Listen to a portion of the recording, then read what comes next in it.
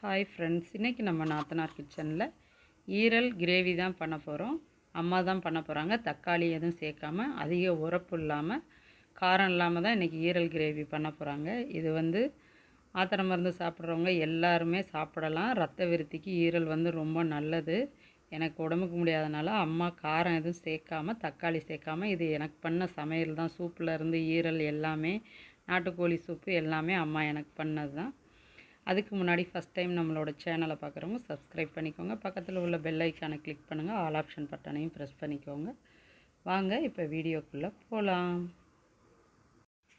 இப்போ ஈரல் கிரேவி பண்ணுறதுக்கு ஸ்டவ்வில் ஒரு கடாய் வச்சு ஒரு 2 டேபிள் ஸ்பூன் அளவுக்கு நல்லெண்ணெய் சேர்த்துருக்காங்க. தேவையான அளவு நீங்கள் ஆயில் சேர்த்துக்கோங்க.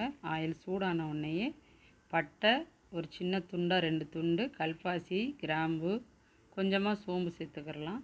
இது கொஞ்சம் லைட்டாக வாசனை வர அளவுக்கு வதங்கின உடனேயே இது கூட ஒரு சின்ன சைஸ் வெங்காயம் 1 கட் பண்ணி வச்சது. நம்ம 400 கிராம் அளவு தான் ஈரல் எடுத்துருக்கோம். அதுக்கு இந்த அளவு போதும். கொஞ்சம் வெங்காயம் விழுது சேர்க்குறதுனால கம்மியாக சேர்த்துருக்கேன். பெரிய சைஸ் வெங்காயம் இருந்துச்சுன்னா அதில் பாதி அளவு வெங்காயம் போதும்.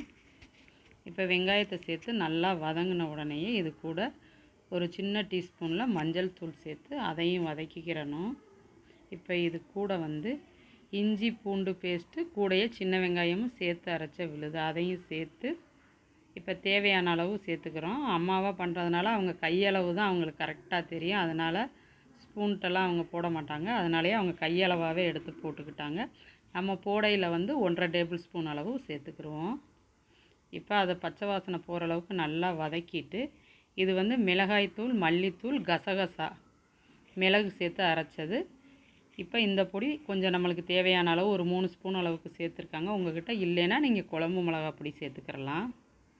இப்போ அதையும் வதக்கிட்டு அது கூடவே ஈரல் 400 கிராம் அளவு அதை நல்லா க்ளீன் பண்ணி வச்சுருக்காங்க. அதையும் சேர்த்துட்டாங்க. சேர்த்து அந்த மசாலாக்களோடு நல்லா வதக்கிக்கிறணும். ரொம்ப வதக்க தேவையில்லை. ஓரளவுக்கு நல்லா வதக்கிட்டு இது கூட நான் அரைச்ச மசாலாக்களையும் சேர்த்துக்கிறலாம். இப்போ இது கூட தேங்காய், சோம்பு, கசகசா, சின்ன ஜீரகம் அரைச்ச விழுது சேர்த்துக்கிறோம்.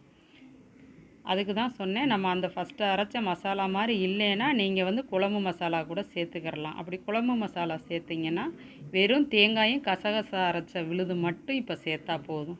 ஏன்னா நம்ம குழம்பு மசாலாலே சின்ன ஜீரகம், சோம்பெல்லாம் இருக்கும். அதனால சொல்கிறேன். அதில் சேர்க்காதனால இது தேங்காயோடு சேர்த்து அரைச்சிருக்கோம். அந்த விழுதும் சேர்த்து மிக்ஸ் பண்ணிவிட்டு இப்போ தேவையான அளவு தண்ணி சேர்த்தாச்சு. தண்ணி சேர்த்துட்டு உப்பு தேவையான அளவு சேர்த்து நல்லா மிக்ஸ் பண்ணி விட்டுட்டு, உப்பு காரம்லாம் உங்களுக்கு பார்த்துக்கோங்க. இதில் தக்காளி எதுவுமே சேர்க்கலை. தக்காளி எதுவும் சேர்க்காம தான் இதில் செய்கிறாங்க. ஏன்னா புண்ணு இந்த மாதிரி இருந்தால் நீர் கோர்த்துக்கிறோன்னா அவங்க தக்காளி எதுவும் சேர்க்கலை. ஈரல் கொஞ்சம் காரம் இல்லாமல் தான் வைக்கிறாங்க. இப்போ உப்பு எல்லாம் சேர்த்து செக் பண்ணி பார்த்துட்டு நல்லா மிக்ஸ் பண்ணி விட்டாச்சு. இப்போ மூடி போட்டு மூடிடலாம். மூடி போட்டு ஒரு 10 நிமிஷம் 15 நிமிஷம் நல்லா வேக விட்டுட்டாங்க. கொஞ்சம் எண்ணெய் பிரிஞ்சு வரும்.